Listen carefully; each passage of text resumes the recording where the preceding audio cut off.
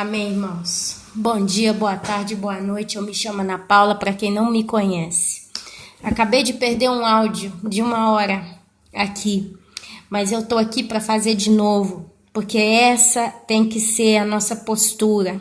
Combater, combater, combater até o dia da gente entrar na glória, entrar no céu e poder descansar na santa paz. Não sei, não creio que eu vou conseguir voltar nas mesmas palavras que eu falei no vídeo anterior, que eu acabei de perder por uma besteira. Mas eu vou falar o que o Espírito Santo me abençoar a fazer. Hoje é dia 21 de março de 2016, meus irmãos. A gente está lendo aqui sobre o livro de Naum. Eu fiquei devendo para os irmãos no último estudo, capítulo 2 e 3. A gente leu o capítulo 1, que eu quero recapitular com os irmãos umas palavras de Deus. Capítulo 1, do versículo 2 a 3 fala: O Senhor é Deus zeloso e vingador. O Senhor é vingador e cheio de ira. O Senhor toma vingança contra os seus adversários e reserva indignação para os seus inimigos. O Senhor é tardio em irar-se, mas grande em poder e jamais inocenta o culpado. O livro de Naum é um castigo voltado para a cidade de Nínive, a capital da Síria naquela época, uma nação que invadiu Israel e levou 200.000 pessoas para o cativeiro. O profeta Naum, ele conta como que a Síria vai sofrer quando a sua própria capital for atacada. Após décadas de terror, o povo de Judá estava certo em se alegrar. Era chegada a hora da Síria ser julgada. Meus amados, nós temos duas situações com a cidade de Nínive, que eu me lembro aqui na Bíblia. Pelo menos são as duas que eu tenho visão delas. A primeira é quando Deus manda o profeta Jonas ir até Nínive anunciar o juízo vindouro. Jonas levou 3 dias percorrendo a cidade de Nínive, depois de muita pirraça que ele fez com Deus, a ponto de ter parado na barriga de um peixe. Mas no final ele fez o que Deus mandou e ele cruzou aquela cidade durante 3 dias anunciando o juízo vindouro sobre Nínive. Os ninivitas, eles se arrependeram. Nínive passou 3 dias para cruzar a cidade e falar: daqui a 40 dias Nínive será destruída. Daqui a 40 dias Nínive será destruída. Os ninivitas ouviram. O presidente, rei de Nínive, governador, não sei quem que era, ouviu essa mensagem, se colocou diante de Deus em humilhação, vestiu pano de saco, colocou cinza na cabeça, conclamou o povo a se arrepender. E quem sabe Deus iria voltar atrás. Hoje nós estamos vendo o quadro mundial.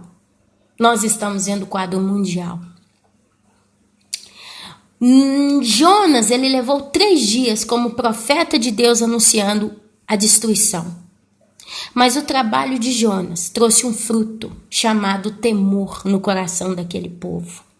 Agora eu pergunto para os irmãos, quanto tempo tem que nós aqui estamos anunciando a destruição, o juízo, a punição severa do pecado? Quantos e quantos pelo YouTube estão anunciando e anunciando e anunciando, e não é há 3 dias nem há 3 meses. Essa conversa já passou de 3 anos, só o meu canal está aqui desde 2013, até um pouco antes, anunciando. Se você que acabou de chegar aqui olhar os primeiros vídeos, você vai ver data de 2013, lá falando da volta de Jesus, do juízo, do arrependimento, das profecias. E o povo que está fazendo? Você vê aí os pastores, vários atalaias, vários servos de Deus anunciando a destruição vindoura, clamando arrependimento, estudando livros que mais nunca se estudaram nas igrejas tradicionais, como o Apocalipse e o livro dos profetas, as profecias dos últimos dias, mas ninguém se arrepende. Aliás, meus irmãos, quanto mais se prega a volta de Jesus, quanto mais se prega o juízo vindouro, quanto mais se prega para que o povo arrependa-se, deixe de buscar o mundo e busque o reino dos céus, mais as pessoas estão pecando, se sujando, se lambuzando na iniquidade. Você não vê um Brasil corrompido só politicamente, mas você vê um Brasil corrompido não só nos políticos ou na política, mas você vê uma população que ama o pecado. Uma população, hoje nós podemos praticamente chamá-la de sanguinária. Não sei quem contou para mim uma vez que o Brasil é um dos países que mais tem assassinato registrado no mundo. Ele está na categoria dos países mais assassinos do mundo, que mais persegue seres humanos do mundo. Não é o primeiro, o segundo da lista, mas está numa lista. E já é o suficiente, meus irmãos. A prostituição, ela tem sido o cheiro do Brasil. A prostituição e a iniquidade, a perversidade sexual tem sido o perfume, eu diria, o cheiro do Brasil. No exterior, quando se fala em Brasil, só se pensa em bunda, em peito, depois se pensa em futebol e carnaval. Essa é a realidade da nação brasileira. Nínive, na primeira vez que Deus conclama juízo, o povo teme, o povo volta, o povo se arrepende. Na segunda vez, a palavra diz que já não tem mais jeito, porque Deus decretou o juízo final. Irmãos, eu falei muito no vídeo passado e já não me lembro mais, mas eu vou falando aos poucos e o que o Senhor me trouxe à memória eu vou falar novamente. Mas olha só o que Deus fala no capítulo 2 de Naum. Deus fala: o destruidor sobe contra ti, ó Nínive.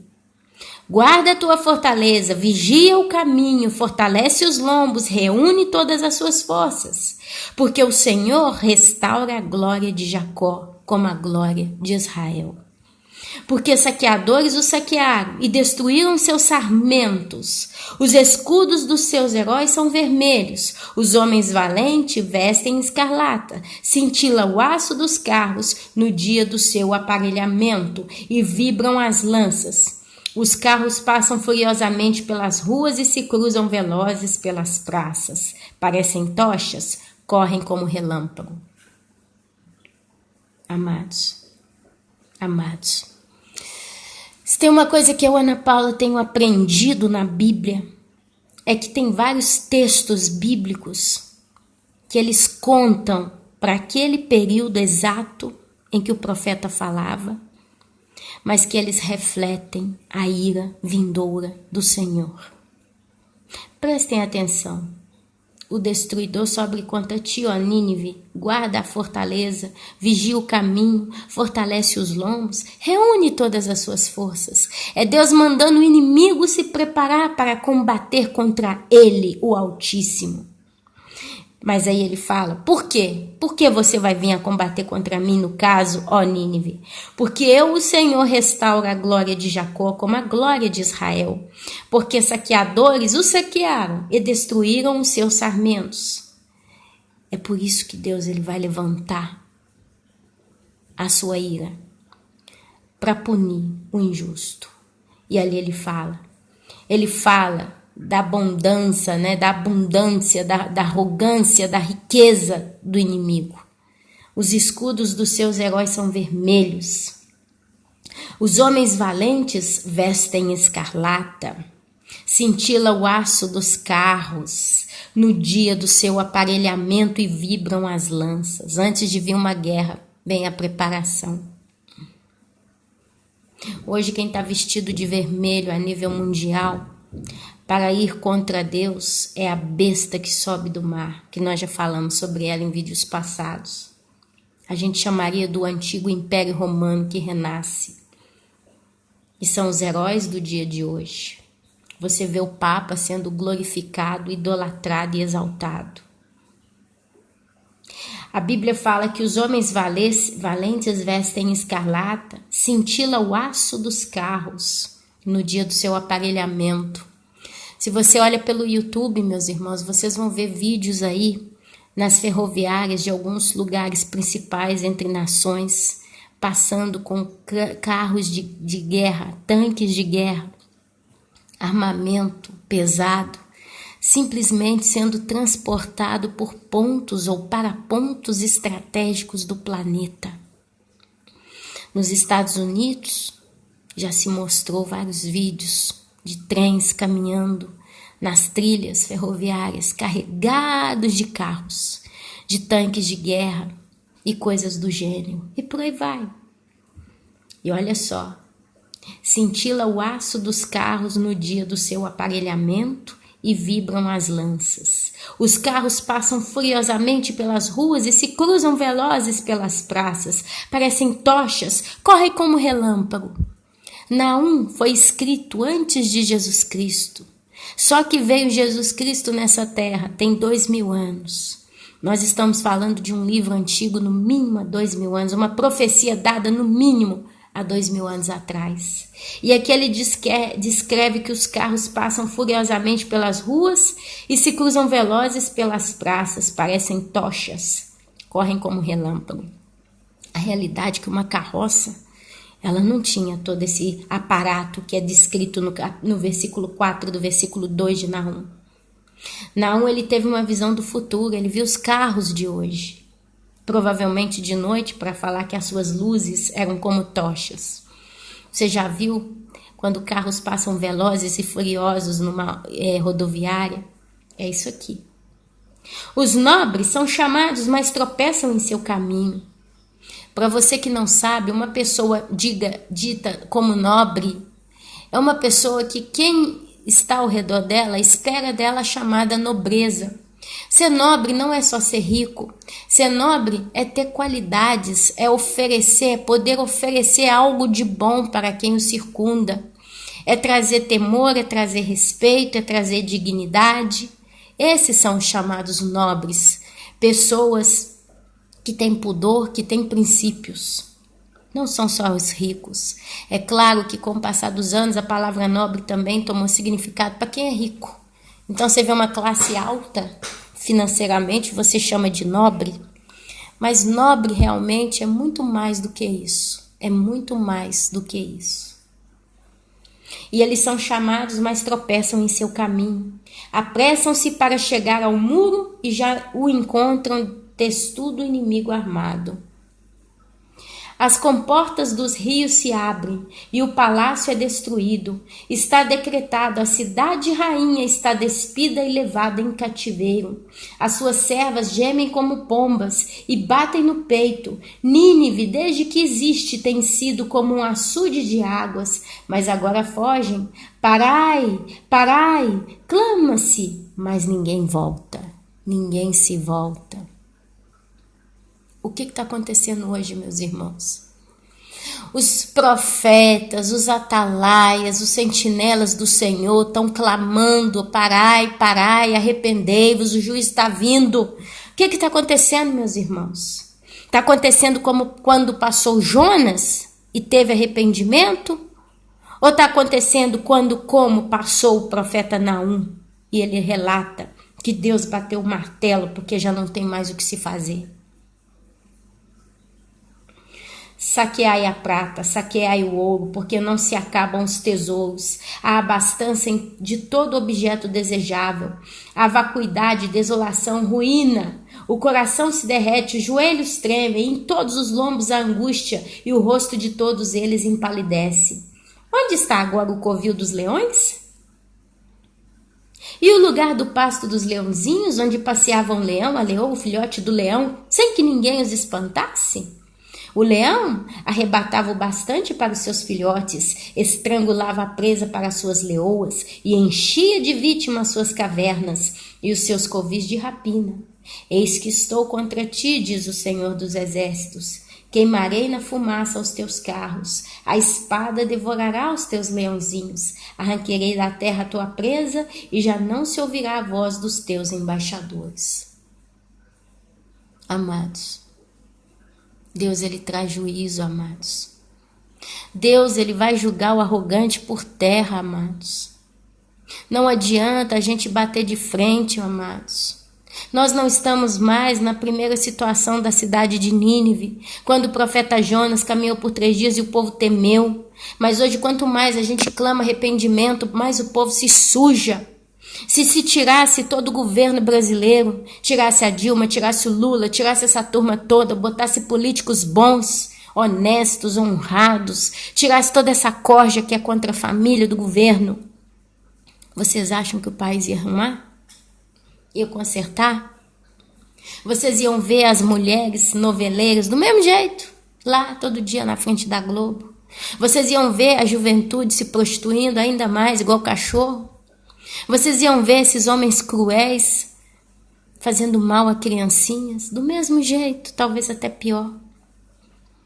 As igrejas apóstatas iriam saltar de júbilo, porque os clamores que eles então levantaram por aí deu certo, porque Deus ouviu a nossa oração e salvou a nossa terra. Vocês iam ver homens como Malafaia, homens como Edir Macedo, homens como Valdomiro Santiago, entre outros, saltando de júbilo, porque o nosso Deus nos escuta. Nós oramos, nós clamamos e Deus sarou a nossa terra. Nós podemos continuar a roubar, a exigir o trízimo, a batizar em toboágua e fazer o que a gente quer. Tanto. Nossa palavra é como uma ordem. Nós ordenamos e Deus obedece, porque é isso que eles fazem. Amados, Deus ele fala no capítulo 3 que a ruína de Nínive será completa, e ele fala o porquê. Ele chama Nínive de uma cidade sanguinária, toda cheia de mentiras e de roubo, e que não solta a sua presa. Amados, é isso que a gente está vendo pelo mundo.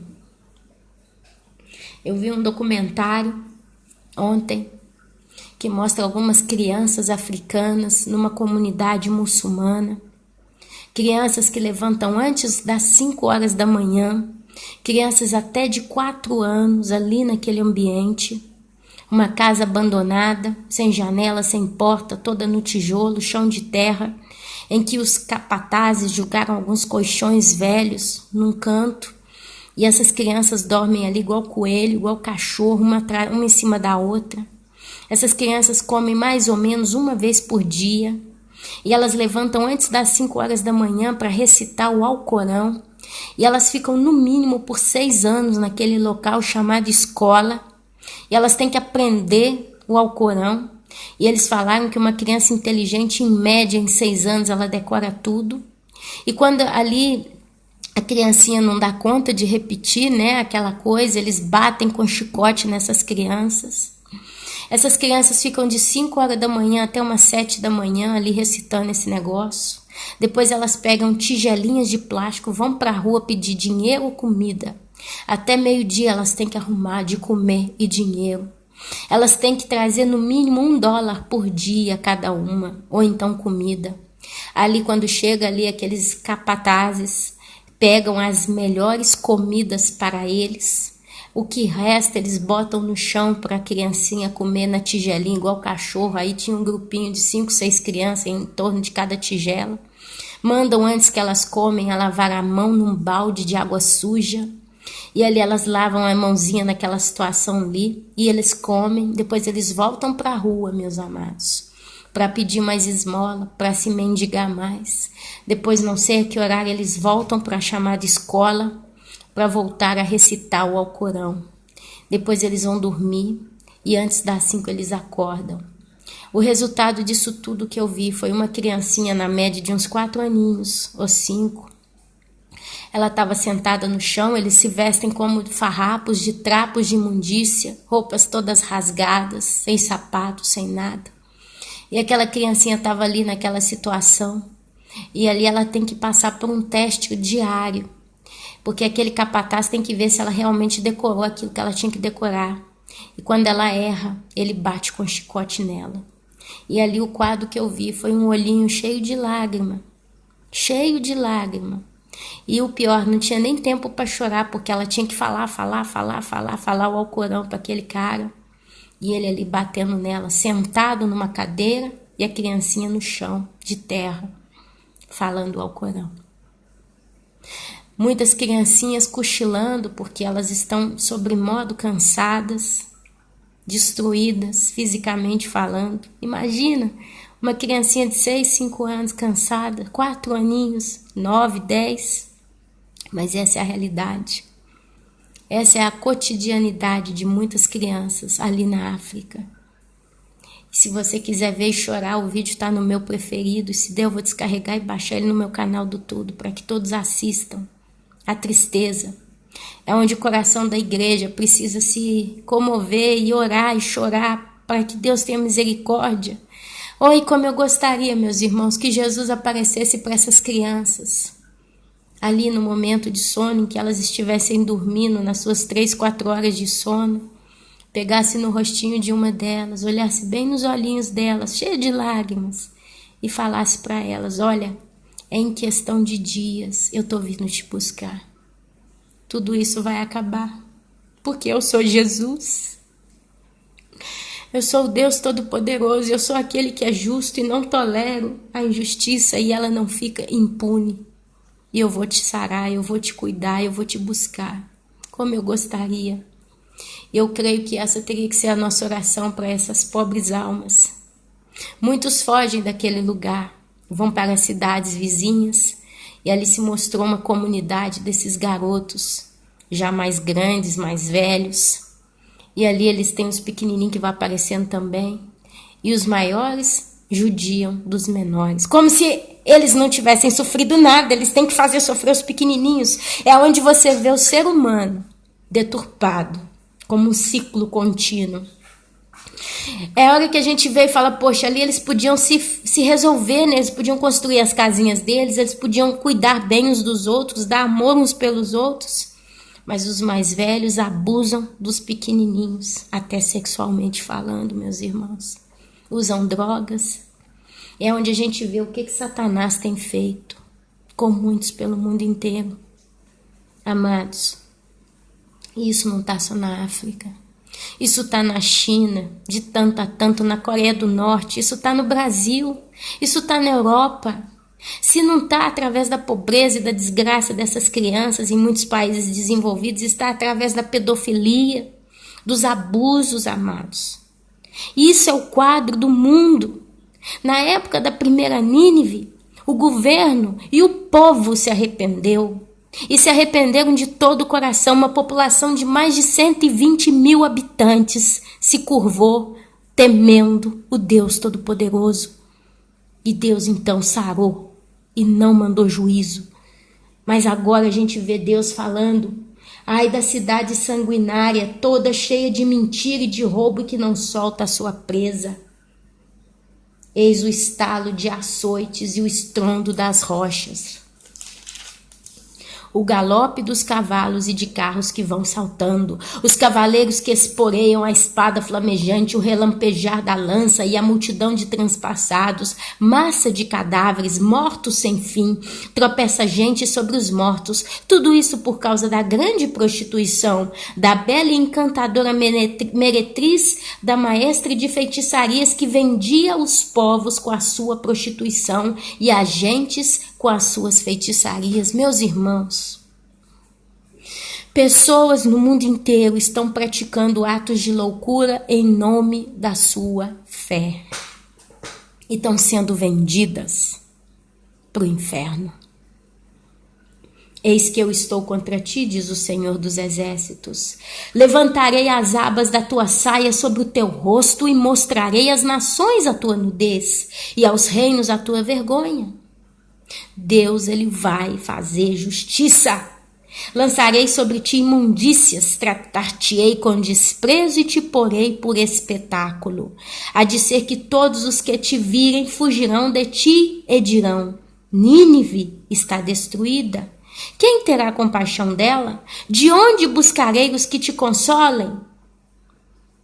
Aqui a gente poderia dizer, meus amados, que as nações da terra vão passar por essa vergonha.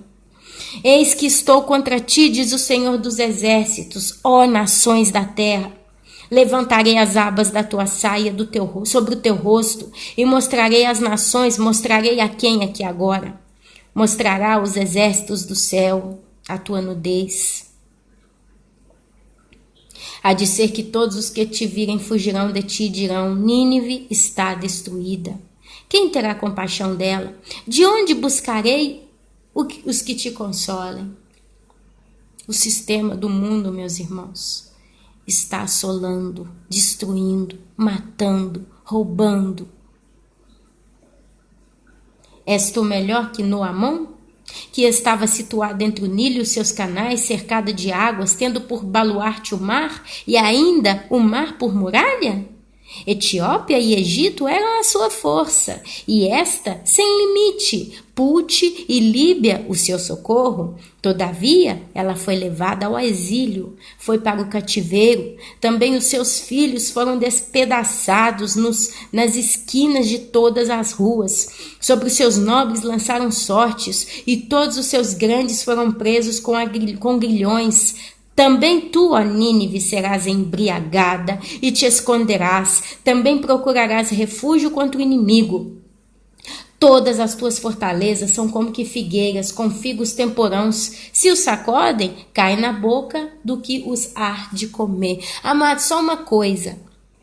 Se você que está me ouvindo tem certeza da sua salvação e vier um carro te arrebentar e te matar, ou vier um infarto fulminante, você morrer, ou se acontecer alguma coisa e você receber a notícia, você vai morrer em dias, você sabe que você pode dormir em paz no Senhor, porque você é acordado no céu.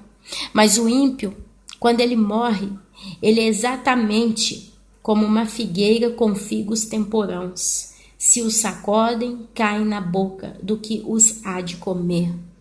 Amados, o ímpio, quando morre, ele é tragado pelo inferno. O ímpio, o que o sustenta é a permissão de Deus, porque Deus ele tem um tempo para todas as coisas. Deus ele diz ter criado vasos para a sua ira, para a ira. Pessoas que vêm nesse mundo só para morrer eternamente.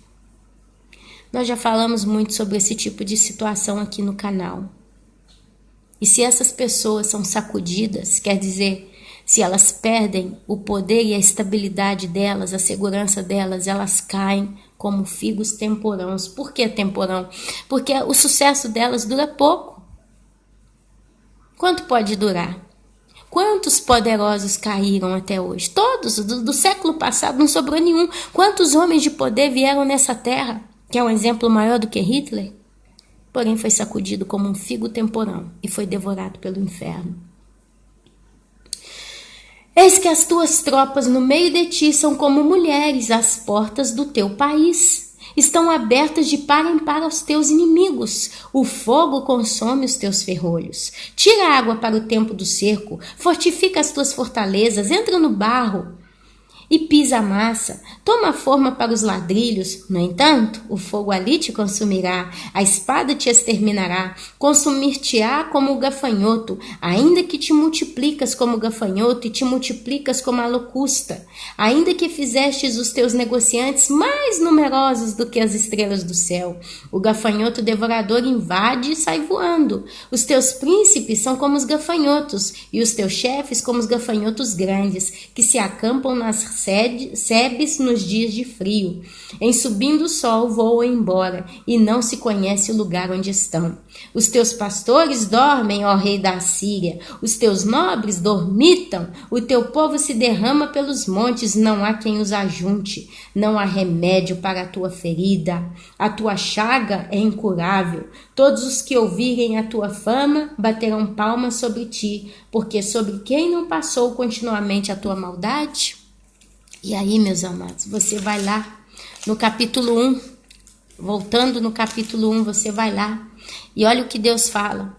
O Senhor é Deus zeloso e vingador. O Senhor é vingador e cheio de ira. O Senhor toma vingança contra os seus adversários e reserva a indignação para os seus inimigos. O Senhor, ele é tardio em irar-se, mas grande em poder e jamais inocenta o culpado.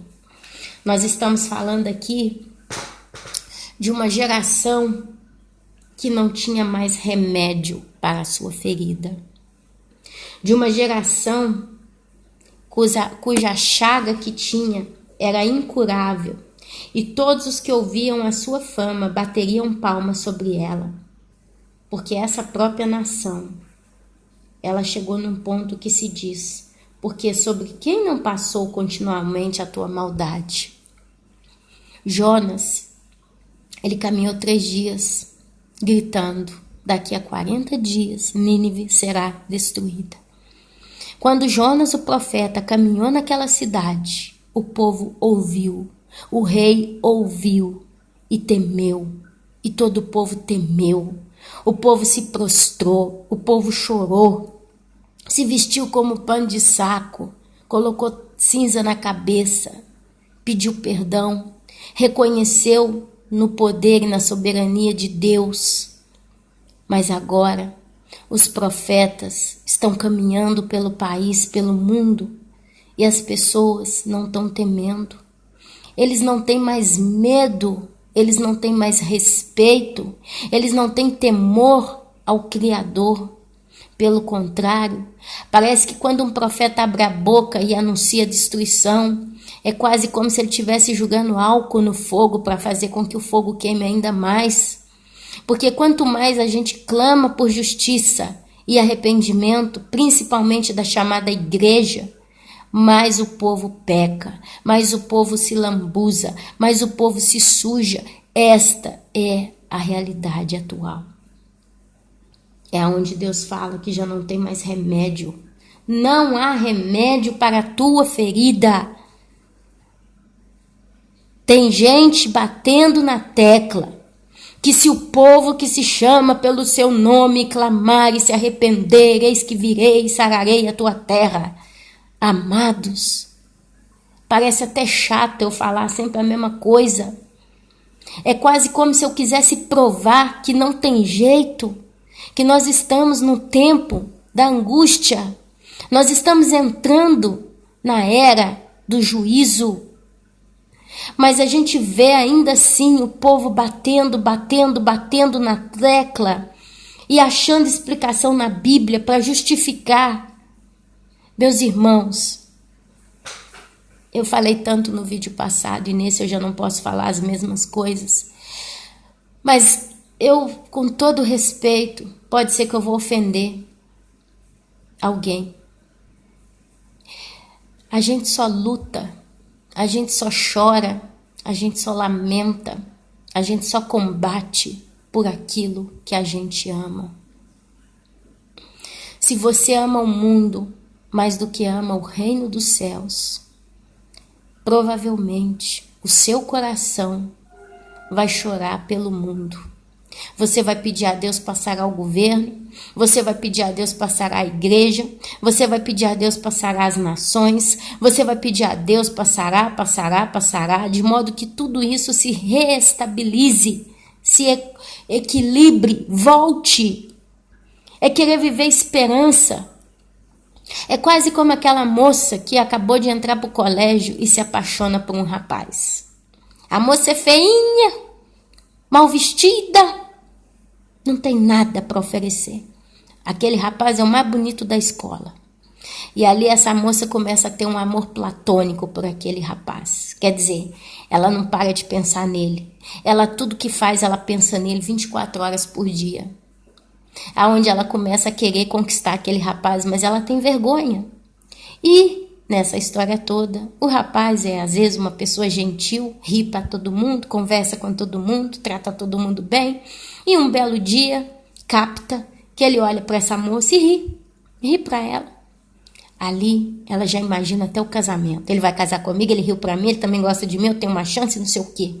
E essa moça, em vez de se cuidar, em vez de crescer, em vez de viver, ela vive arrastando nas migalhas de um amor impossível. Amados, Deus curar qualquer nação da terra é impossível. E esses que estão chorando, clamando a Deus para que Ele curem a terra, como essa moça. É um choro inútil. É jogar pérola aos porcos.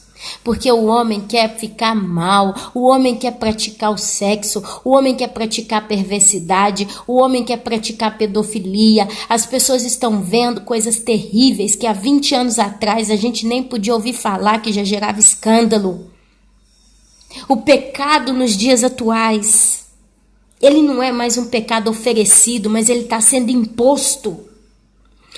Quando a gente está no inverno aqui na Itália, a gente está naqueles dias bem friinhos em que o ar está gelado. Eu posso colocar um bife em cima da mesa, acabei de cozinhar ele, está perfumado, saindo aquela fumacinha de perfume. Eu posso colocar esse bife em cima da minha mesa, abrir a casa inteira, que não aparece um mosquito. Não aparece. É uma presa para um mosquito, tá ali, mas não tem mosquito. Mas quando começa a iniciar os dias de primavera, em que a temperatura esquenta, esfria, esquenta, esfria, esquenta, esfria. Você não precisa nem abrir muito a casa. Às vezes você vai só abrir a porta para jogar alguma coisa do lado de fora e fechar de novo. Você mal abriu, a mosca entra e fica zoando a casa toda, fica rodeando a casa toda, atrás de alguma coisa para pousar e deixar suas larvas. Assim tem sido o pecado nos dias de hoje, meus irmãos. Não é mais o inverno em que você podia ficar tranquilo, que o pecado não era esfregado em você, imposto em você. Hoje o pecado não precisa de muito para ele vir sendo imposto na sua vida. Olha que coisa feia. Eu estava aqui em casa com meus filhos. Meu menino de 8 anos chegou em casa com um bilhetinho de aniversário, um convite de aniversário. É uma menina que vai fazer 9 anos, amiguinha na sala dele, e aí eles vão fazer uma festinha hoje. Quando meus filhos chegam em casa com esses bilhetinhos de aniversário, convite de aniversário, eu jogo assim numa mesinha que eu tenho aqui, num cantinho, depois eu paro, vou olhar, vou ver o que é. Mas nunca na hora eu faço assim. Porque, né? E depois eu pego, eu olho, e normalmente um bilhetinho de aniversário, ele tem um desenho de um personagem, um desenho preferido, por exemplo, um carrinho, alguma coisa, uma bonequinha, uma Barbie, sei lá. Eu peguei esse bilhetinho desse negócio e fui olhar para ver a data, onde que vai ser a festa, quem é que é aniversariante. Quando eu bato o olho, 2 rapazes no bilhete, abraçados, com um sorriso cintilante e o cenário de fundo um arco-íris. Para um bom entendedor que está atualizado com os fatos, um pinga é letra. Aquilo ali é uma mensagem incentivando a homossexualidade. Eu acredito que a menina escolheu aquela imagem porque os rapazes são muito bonitos e ela está naquele período, né? Deve ver muito filmezinho, muito telefilme na casa dela. Esses telefilmes dos Estados Unidos, que é tudo do inferno, que já incentiva a criançada a namorar, beijar na boca e essas coisas. E ela gostou daquilo. E a mãe, não pensa, pôs aqui troço. Eu mostro pro meu marido, porque eu não acreditei, eu mostrei pro meu esposo, eu falei, o que você vê aqui? Ele falou, que é isso, amor, que trem horroroso. 2 homens abraçados? Eu falei, você viu o arco-íris atrás, então não é coisa da minha cabeça. Não. Meu menino, mamãe, falou nada, nem mostrei, nem falei muito pro meu menino, tem 8 anos. Quando é ontem, eu tô aqui pondo o almoço no prato de cada um. Foi ontem ou antes de ontem? Acho que foi ontem. Pondo o almoço no prato de cada um. Meu menino ligou a televisão para ver os desenhos que ele gosta de assistir na hora que está almoçando. Tem uns desenhos muito bonitinhos que passam. E ele fica mudando de canal. E nesse muda de canal, caiu num desenho lá. E ele estava esperando para começar um que ele gosta. E naquele ritmo, eu estava ali de frente para a televisão, já olhei, que quando eu vejo um negócio desconhecido, eu já cresço o olho. E pôr no prato, aí tinha 2 personagens, um menino e uma menina, no cartone, no desenho. Parece que eles estavam jogando alguma coisa, beisebol, vôlei, basquete, sei lá, estavam jogando alguma coisa. E aí o personagem macho, masculino, falava com a menina que acho que ela não era capaz de jogar, não sei o quê. Quando a menininha, que estava até com o cabelinho de como é que fala quando as meninas pintam o cabelo e faz aquela gominha que amarra o cabelo, todo bonitinho, com lacinho na cabeça, sainha. Quando ela abre a boca para responder, é um menino, com voz de homem. O que é isso, Gabriel? Ah, mamãe, esse aqui, aí o pequenininho meu de 5 anos, mamãe, aquele ali é um menino vestido de menina. Eu falei, mas tira esse trem do inferno. Irmãos, é a mosca rodeando a nossa casa, meus irmãos. A igreja hoje, ela está numa situação que o pecado está sendo imposto em cima dela. A gente não está falando de igrejas como a Universal do Reino de Deus, a do Valdomiro Santiago, as igrejas aí da Lagoinha, entre outras igrejas de grandes ministérios brasileiros, igrejas conhecidas nacionalmente, realmente com o joelho no chão, esperando a volta de Jesus, como nós estamos. As grandes igrejas que têm 80, 90, 200 mil membros, pregando a volta de Jesus há 3, 4 anos, como fez Jonas em Nínive. Mas essas igrejas, elas estão pregando o reino na terra. Se você dizimar, você vai comprar um carro. Se você dizimar, você vai arrumar um emprego. Se você dizimar, você vai casar. Aqui não existe o Deus do impossível, mas aqui existe o Deus do impossível. Se você decreta, você vai ter. Você tem que dizer que você é mais do que vencedor, que Deus vai te colocar numa terra que emana leite e mel. A minha pergunta é, como é que Deus vai escutar esse povo orando, meus irmãos? E por que eu vou orar por isso? Igrejas que fecham os olhos para o evangelho verdadeiro e chamam a Deus de mentiroso porque estão pregando o que Deus não está falando.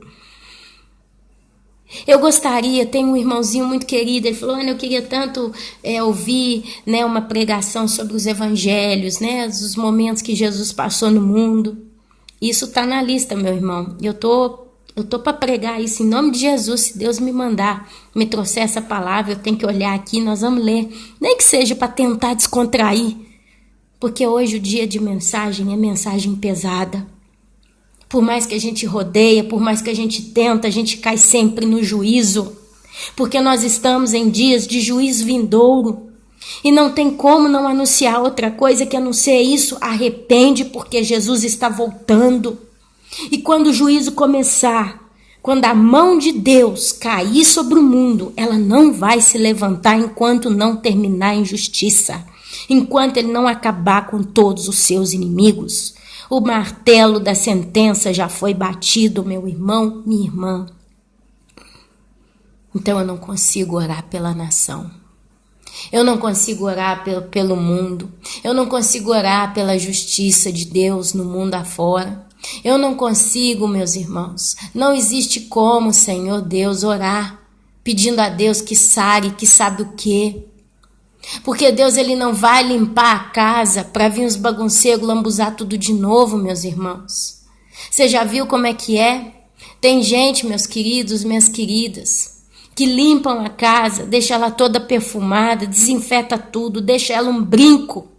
E essa pessoa depois sai cansada porque fez um bom trabalho. Aí chega os malandrão da casa e suja tudo. Joga sapato pro alto, suja a cozinha, suja banheiro, suja tudo. Se Deus sarar alguma coisa nesse mundo, ele está sarando para malandro, para malandra. Porque o povo não está pedindo a Deus para sarar alguma coisa para se arrepender. Lembre-te, Nínive, na primeira vez, se arrependeu incompleto. Todo mundo se arrependeu, todo mundo temeu, todo mundo reconheceu. Eles estavam em pecado por causa da ignorância. Mas hoje não tem ignorância. Ai, como falar que um homem de 50 anos pega uma criança de 11 e engravida ela e fala que quer casar com ela? É inocência, é ignorância? Como falar que o corpo de uma criança de 5, 6 anos, uma menina, está pronto para ser usado como um corpo de uma mulher? Isso aí é o que? Ignorância? Eu não acho que isso é ignorância. Um pastor que está vendo os sinais aí, o mundo está arrebentado para todo lado. Sol ficando em eclipse todo dia, meteorito caindo toda hora. Está tendo igual fogo de artifício no céu, de tanto que está caindo meteoro passando perto da Terra como nunca. Fenômenos de terremoto para todos os lados, vulcão, animais morrendo, águas ficando vermelhas, buracos aparecendo no mundo inteiro, tantos fenômenos absurdos. E os caras pregando prosperidade e reino na terra. Pregando felicidade e joia. Ezequiel capítulo 34, tá lá.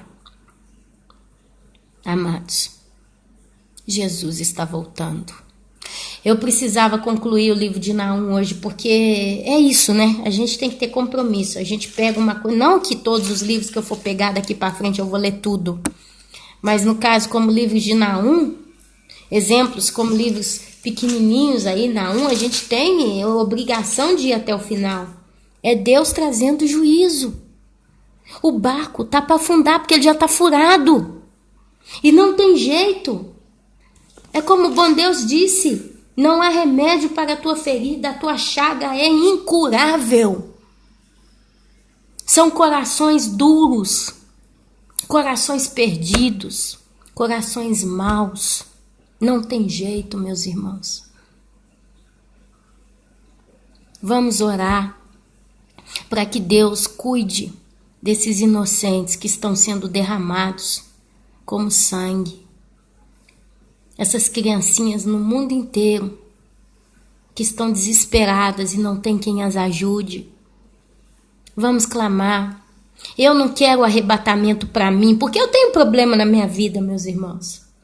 Eu tenho os meus problemas, eu tenho as minhas preocupações, eu tenho o meu fardo.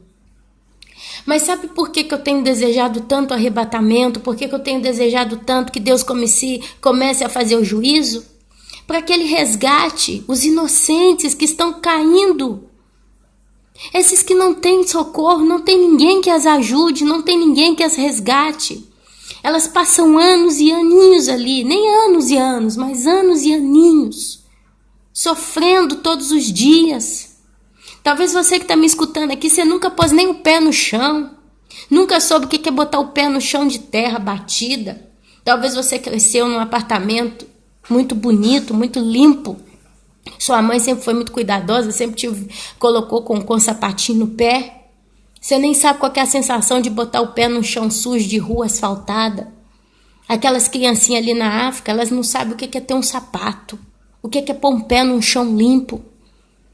Amados, você já levantando 6 horas da manhã, você se sente cansado. Imagina uma criança de 4, 5 anos todo dia tendo que levantar antes das 5. E ter que pegar uma coisa e ficar lendo 8, 9 horas por dia, estudando uma desgraça daquela. Isso é Satanás enfiando a força, isso é uma prisão, isso é um cativeiro, meus irmãos, literalmente falando. E o inimigo fazendo a festa. Menininhas tendo que ir para a cama com homens. Não tem como imaginar o que essas menininhas sentem, meus irmãos. Não tem como imaginar, meus irmãos. É tão pesado citar essas coisas aqui, mas vamos pôr a cabeça no lugar. Vamos pôr a cabeça no lugar. Imagina essas criancinhas, 12 anos, 10 anos, 9, 5, 6 aninhos, indo para a cama com um homem de 20, 30, 40, 19 anos.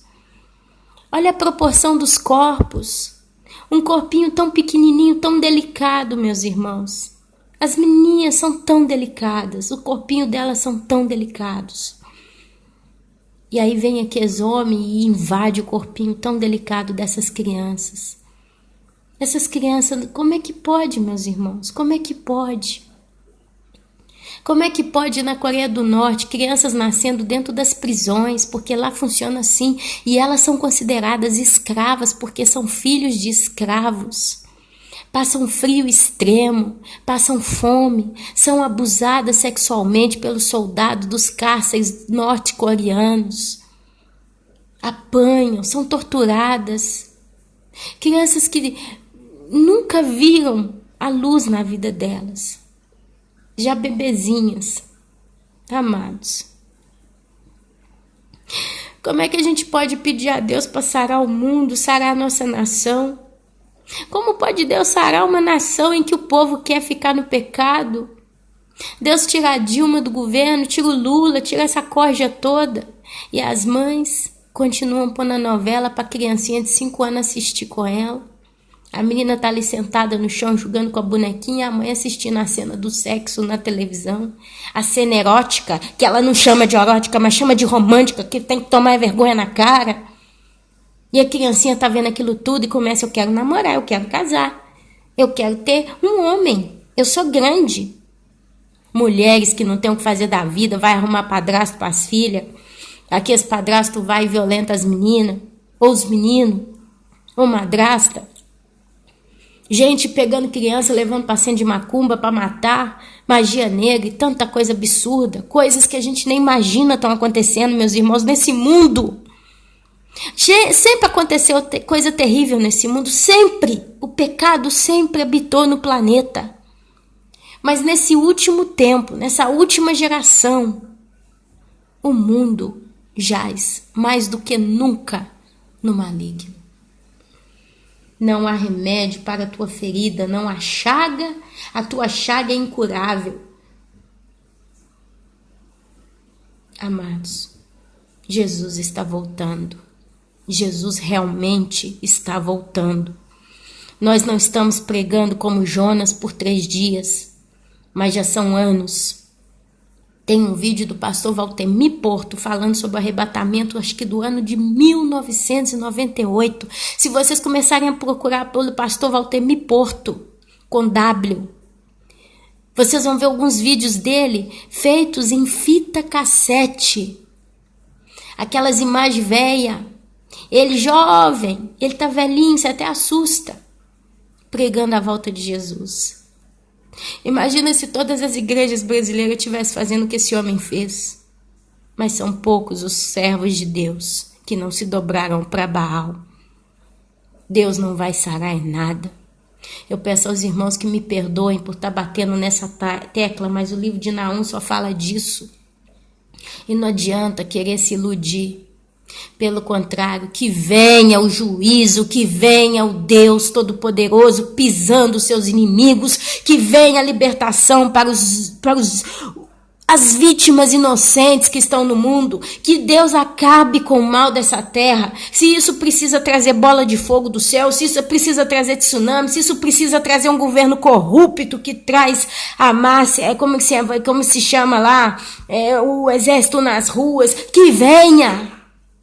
Que venha, que venha. E que Deus nos prepare para o que tem para vir. Se nós tivermos que estar neste mundo diante de Deus agindo com o ímpio, que Deus nos capacite para isso. Eu estou vendo gente sofrendo demais. Eu estou vendo irmãos em Cristo sofrendo demais. Eu estou vendo pessoas sozinhas, abandonadas, que ninguém quer saber de cuidar, de ajudar. Nem um telefonema. Como é que você tá, o cachorra? Ou como é que você tá, o cachorro? Você não vê. Você vê pessoas carentes, pessoas sozinhas. Você vê pessoas que se dizem de Deus, cheios de sabedoria, explicando Bíblia para lado para outro, mas que por detrás estão sendo lobos vestidos de ovelhas, falando de sexo, falando coisas obscenas com mulheres de Deus ou com homens de Deus. É isso que a gente está vendo por aí. Pessoas e pessoas e pessoas endemoniadas, ou pessoas solitárias, ou pessoas promíscuas. A gente vê homens e mulheres de Deus anunciando o evangelho com sacrifício. E em contrapartida, homens e mulheres que se dizem de Deus mamando nas ovelhas, financeiramente falando. E sexualmente também, por que não? A gente vê injustiça para todo lado. E eu falo mais uma vez para terminar, porque seria o segundo áudio, eu estou com medo de perdê-lo de novo. Eu acho que quem insiste muito com uma coisa é porque ama mais aquilo do que o que realmente tem que amar.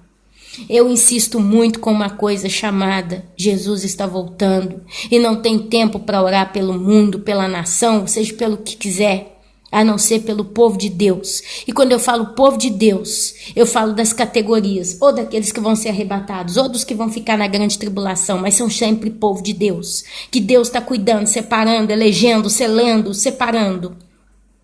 Esses são aqueles que nós temos que orar. Não sei o que cada um vai suportar, mas que Deus os dê força para suportar. E basta. Porque o ímpio, o maldoso, o cativo, eles vão passar pela ira de Deus, pelo juízo, pelo conserto de Deus. Não vão ter conserto. Mas Deus vai consertar o mundo. Deus vai consertar. Toda a eternidade vai ser perfeita. Vai mandar eles tudo para o lago de fogo e enxofre.